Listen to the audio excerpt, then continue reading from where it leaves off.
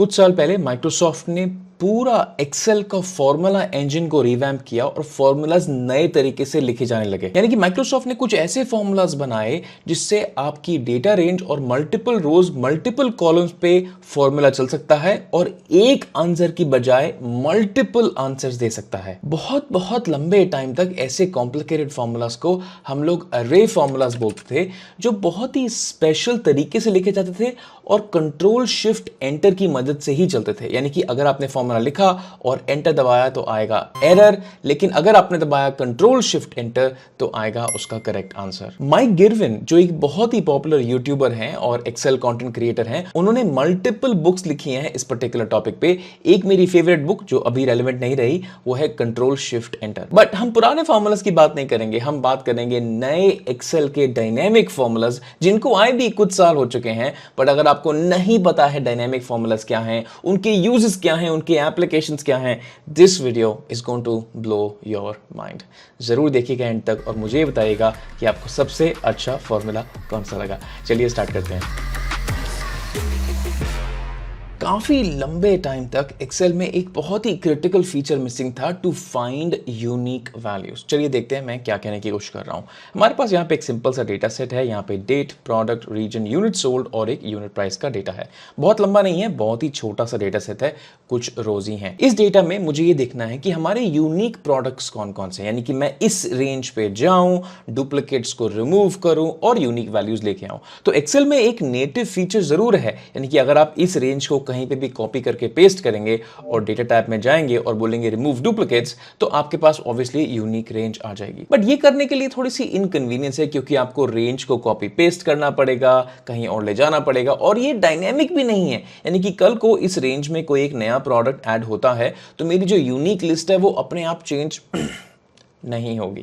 तो उसके लिए एक बहुत ही कॉम्प्लिकेटेड फॉर्मूला था, जो पुराना फॉर्मूला था। मैं दिखाता हूं आपको कितना कॉम्प्लिकेटेड था and why it was such a big hassle.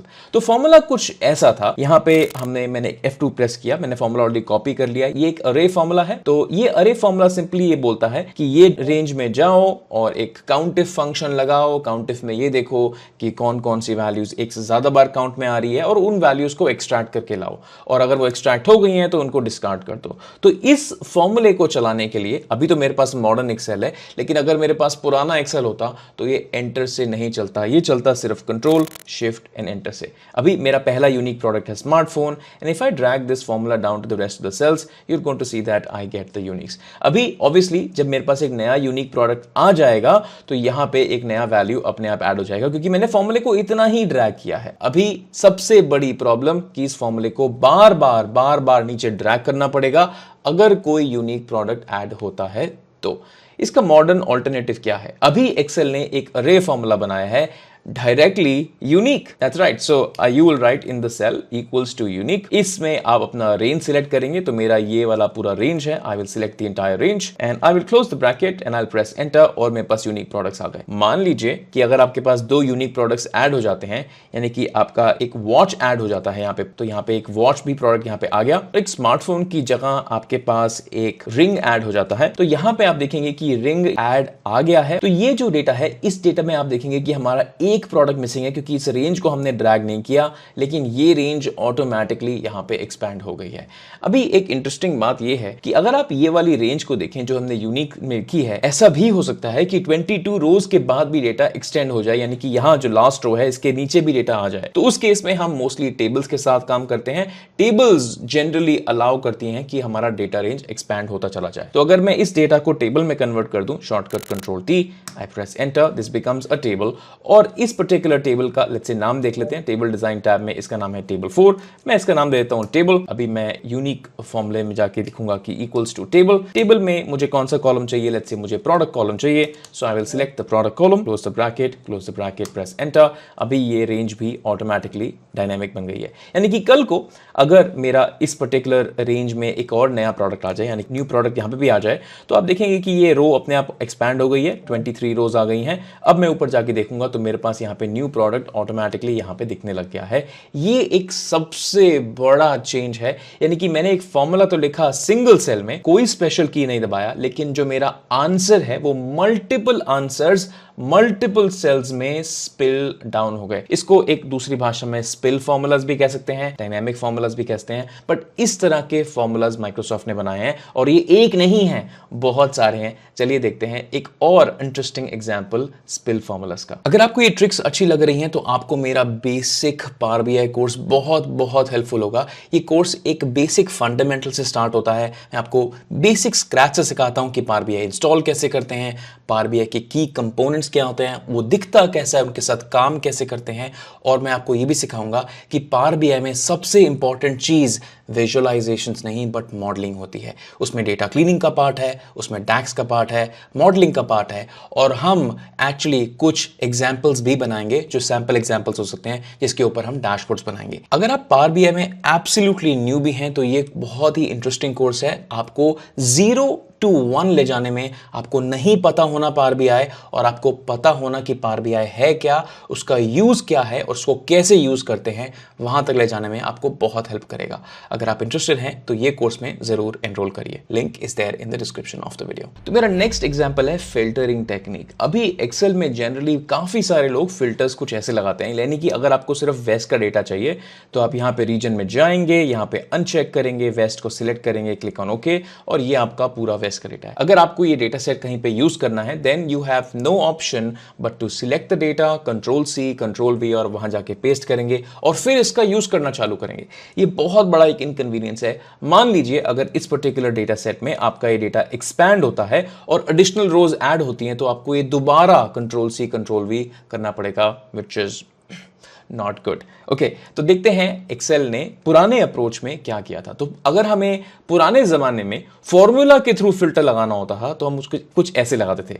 मान लीजिए कि हमारा जो फिल्टर कंडीशन है वो है वेस्ट इस पर्टिकुलर कॉलम पे, और इस पर्टिकुलर डेटा सेट से मुझे डेट, मुझे यूनिट सोल्ड और मुझे प्रोडक्ट का नाम यहां पे लेके आना है, यहां पे डेटा करना है। तो मैं इसके लिए कुछ इतना लंबा एक फॉर्मूला लिखूंगा जहां पे इंडेक्स होगा, इनडायरेक्ट होगा, स्मॉल होगा, काउंट होगा, रोज होगा, वगैरह वगैरह वगैरह।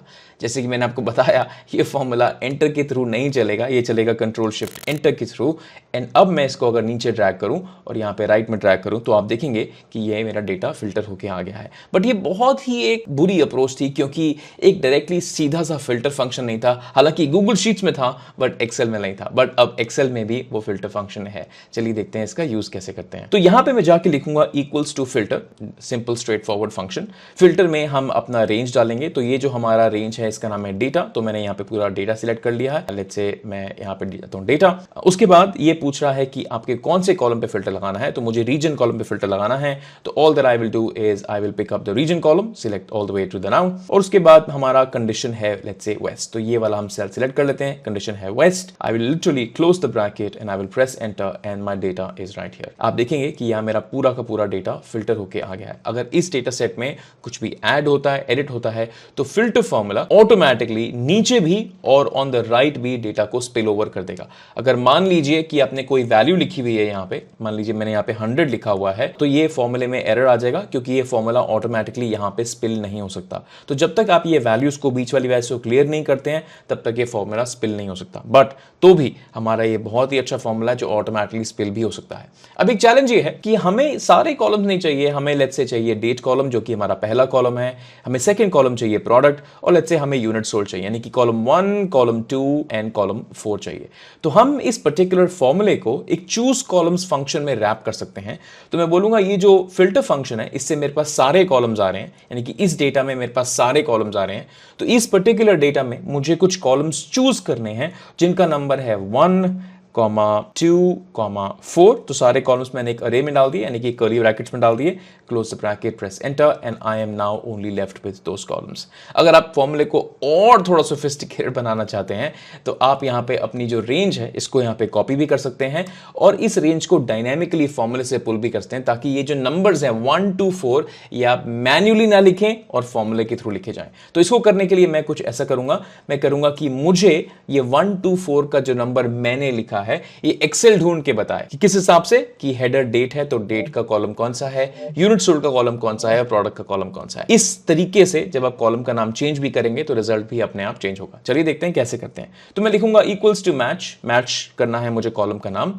तो जो मेरी लुकअप वैल्यू है यानी कि जो मुझे ढूंढना है वो एक नहीं बट 3 वैल्यूज हैं। तो all that I will do is I will select all the 3 values up on the top. उसके बाद मैं बोलूंगा कि मुझे मैच करना है इस पर्टिकुलर हेडर रेंज में और मुझे एग्जैक्ट मैच चाहिए and that's literally it. I press enter. Result change नहीं होगा क्योंकि हमारे पास वही कॉलम्स आए हैं। बट अगर लेट्स से फॉर एग्जांपल मैं यहां पे इसको यूनिट प्राइस कर देता हूं तो अब देखेंगे कि यहां पे हमारे पास प्रोडक्ट का प्राइस आ गया है और उसके यूनिट सोल्ड आ गए हैं और उसका डेट भी आ गया है ऑटोमेटिकली थ्रू द अरे फंक्शन। और ये फंक्शन ऑटोमेटिकली स्पिल होता है नीचे और स्पिल होता है राइट में और ये डायनेमिक है। चलिए देखते हैं एक और बहुत ही इंटरेस्टिंग एप्लीकेशन ऑफ द अरे फंक्शंस। अब मैं आपसे ये डिस्कस करूंगा कि मान लीजिए आपने कुछ अरे फंक्शंस लिखे, उनके ऊपर आप कुछ कन्वेंशनल यानी कि पुराने एक्सेल फॉर्मूला लिखना चाहते हैं जैसे कि सम इफ, काउंट इफ वगैरह वगैरह, तो उनको डायनेमिक कैसे बनाना चाहिए, बहुत ही इंटरेस्टिंग है। चलिए देखते हैं। मान लीजिए कि मैंने यहां पे एक यूनिक फंक्शन लिखा और यूनिक से मुझे यह पता लगा कि इस पर्टिकुलर रेंज में हमारे पास कितने यूनिक प्रोडक्ट्स हैं और ये फॉर्मूला ऑटोमेटिकली यहां पे स्पिल डाउन हो गया यानी कि मेरे पास स्मार्टफोन, टैबलेट, हेडफोन, मॉनिटर और लैपटॉप यूनिक्स हैं।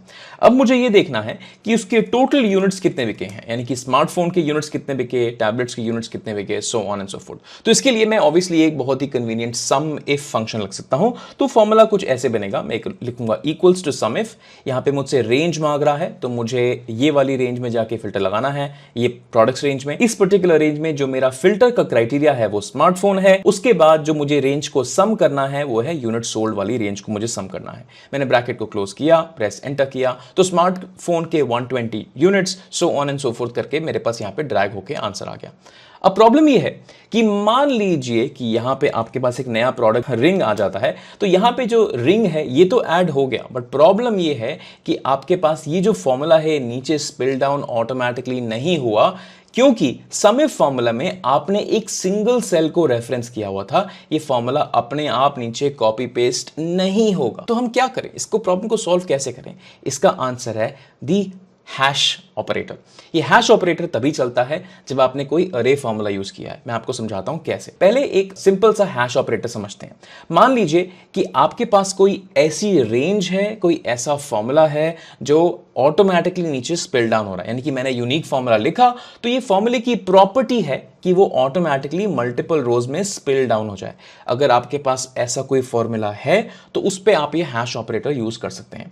कैसे यूज करें? तो मैं सिंपली जाके ये सेल को सिलेक्ट करूंगा, ये वाले सेल को सिलेक्ट कर लूंगा और उसके बाद लिखूंगा हैश। हैश का मतलब नीचे तक जाओ और देखो कि ये फॉर्मूला कहां तक स्पिल हो रहा है। That's literally it. अभी ये पूरी रेंज को सिलेक्ट कर लेगा। अभी मैं अपने फॉर्मूले के अंदर भी जाके यही चीज करूंगा। तो मैं बोलूंगा कि मुझे H3 तो चाहिए ही चाहिए, बट H3 एंड तक चाहिए यानी कि ऑटोमेटिकली अगले सेल पे जाना, फिर अगले सेल पे जाना, फिर अगले सेल पे जाना और अगर एक्सटेंड हो जाए तो उसके अगले सेल पे भी यहां पे चले जाना। तो यहां पे भी जाके H3 के आगे मैं एक हैश लगा दूंगा तो ये पूरी रेंज जो यानी कि जो इस फॉर्मूला यूनिक फॉर्मूला के आउटपुट से रेंज बनी थी ये नीचे तक सिलेक्ट हो गई है। That's it and I can now drag the formula down and I will get this. अभी मान लीजिए कि एक और प्रोडक्ट ऐड करते हैं। मान लीजिए मेरे पास यहां पे एक मोबाइल ऐड हो गया। आई प्रेस एंटर और यहां पे आप देखेंगे कि मोबाइल के टोटल यूनिट्स यहां पे 2 आ गए हैं। नेक्स्ट ट्रिक पे चलते हैं जो कि मेरी फेवरेट ट्रिक है, वो है एक डॉट ट्रिक। देखते हैं क्या है। तो मान लीजिए कि आपके पास एक रेंज ऑफ डेटा है। उस रेंज ऑफ डेटा को फॉर सम रीजन आप टेबल में कन्वर्ट नहीं करते हैं, वो किसी सॉफ्टवेयर से आ रही है, आपका उतना कंट्रोल नहीं है उसके पास। तो हमारे पास ये रेंज है जो कि टेबल में कन्वर्टेड नहीं है। और मान लीजिए मुझे यहां पे सीरियल नंबर लिखना है SNO और ये सीरियल नंबर ऑटोमेटिकली ये एक्सटेंड हो जाना चाहिए जब यहां पे नया डेटा यहां पे ऐड हो। मान लीजिए कि यहां पे एक फर्स्ट कॉलम में कोई डेटा ऐड होता है तो ये जो सीरियल नंबर है ये ऑटोमेटिकली नीचे एक्सटेंड हो जाना चाहिए। ये हम कैसे करें? ये हम करेंगे थ्रू अ डॉट ट्रिक। पहले मैं आपको सिखाता हूं इसका मतलब क्या है। अगर मुझे नॉर्मली करना होता तो मैं कुछ फॉर्मूला ऐसे लिखता। मैं लिखता इक्वल्स टू काउंट A यानी कि मैं देखूं कि इस पर्टिकुलर रेंज में ये जो B3 से लेके B22 तक लास्ट सेल तक तक रेंज है, इसमें कितनी वैल्यूज हैं, इसमें है 20 वैल्यूज, तो अब मुझे 1 से लेके 20 तक की काउंटिंग चाहिए। तो ये जो 1 से लेके 20 तक की काउंटिंग है ये आ सकती है एक सीक्वेंस फंक्शन से। सीक्वेंस मतलब स्टार्ट करो 1 से और जाओ इस पर्टिकुलर नंबर तक। तो सीक्वेंस बाय डिफॉल्ट हमेशा 1 से ही चालू होता है, जो भी आप उसके अंदर नंबर लिखते हैं वहां तक काउंटिंग चली जाती है, और ये एक स्पेल फॉर्मूला है, यानी कि अगर मैंने यहां पे ब्रैकेट क्लोज किया और एंटर दबाया तो 20 तक काउंटिंग यहां पे ऑटोमेटिकली आ जाएगी। पर प्रॉब्लम ये है कि अगर मेरे पास यहां पे डेटा एक्सटेंड होता है तो ये B22 के आगे B23 रो नंबर हो जाएगी, और ये फॉर्मूला अपने आप एक्सटेंड नहीं होगा। इसका हमने एक टेबल का अप्रोच किया था कुछ टाइम पहले, बट मान लीजिए कि आप टेबल नहीं बना सकते हैं, तो हम क्या करें? हम करेंगे इसमें एक डॉट ट्रिक और इस पूरी रेंज को सिलेक्ट करेंगे। हम कुछ फॉर्मूला ऐसा लिखेंगे, इस फॉर्मूले को डिलीट कर देते हैं। हम लिखते हैं कि मुझे काउंट ए करना है ये पूरे बी कॉलम पे, यानी कि ये जो पूरा का पूरा बी कॉलम है, इस पूरे बी कॉलम पे मुझे काउंट ए करना है। If I now close the bracket, but यहां पे आ जाते हैं मेरे पास 21 रोज। लेकिन अभी प्रॉब्लम ये है कि मैंने ये पूरा बी कॉलम सिलेक्ट किया है। ये बहुत ही एक एफिशिएंट अप्रोच नहीं है कि आपने 10, 12, 20 रोज के लिए पूरा कॉलम सिलेक्ट कर दिया जिसमें 10 लाख रोज हैं, तो ये बहुत एफिशिएंट नहीं है। तो मैं करूंगा कि मुझे इस रेंज को ट्रिम करना है। तो रेंज को ट्रिम करने के लिए हम एक डॉट यूज करते हैं। तो ये जो कोलन है जो ये रेंज बनाता है, इसके पहले हम एक डॉट डाल देंगे, यानी कि रेंज को यहां से ट्रिम करो जहां पे भी ब्लैंक्स है, यहां से ट्रिम करो, और नीचे से भी ट्रिम करो जहां से डेटा एंड होता है, यानी कि यहां से भी जाके ट्रिम कर दो। तो उसके बाद अगर मैं यहां पे जाके कोलन के बाद भी जाके एक और डॉट मारूं तो नीचे से भी रेंज ट्रिम हो चुका है। अगर अब मैं इसका काउंट लूं तो आंसर तो मेरे पास 21 ही आएगा, लेकिन अब मैं इसका जाके सीक्वेंस फंक्शन यहां पे डाल सकता हूं। तो अब मैं लिखूंगा sequence, I will start the bracket and I will close the bracket, I'll press enter and I get the answer 21। अभी 21 इसलिए आ रहा है क्योंकि हमारे पास यहां पे एक हेडर्स भी हैं, तो ये हेडर्स मुझे रिमूव करने पड़ेंगे। तो मैं बोलूंगा काउंट ए में से 1 का काउंट माइनस कर दो क्योंकि हमारे पास यहां पे हेडर्स भी हैं। I will press enter and the count will come back to 20। अगर अब मेरा फॉर्मूला एक्सपैंड होता है, मान लीजिए आज की डेट यहां पे लिखता हूं 2025 की, तो आप देखेंगे कि मेरा जो ये ट्रिम का फंक्शन है, यानी कि ये जो डॉट वाला फंक्शन है, ये ऑटोमेटिकली नीचे एक्सपैंड होकर एक एडिशनल रो क्रिएट कर देता है। अगर आप चाहें तो इसका फुल फॉर्म भी लिख सकते हैं। तो इसका जो फुल फॉर्म है वो है ट्रिम रेंज, यानी कि हम यहां पे जाके ट्रिम रेंज वाला फॉर्मूला इसके अराउंड रैप कर सकते हैं और इससे भी हमारा काम चल सकता है। बट डॉट क्योंकि एक नीट ट्रिक है, उससे फॉर्मूला छोटे दिखते हैं, तो ये बहुत ही इंटरेस्टिंग अप्रोच है इस प्रॉब्लम को सॉल्व करने के लिए।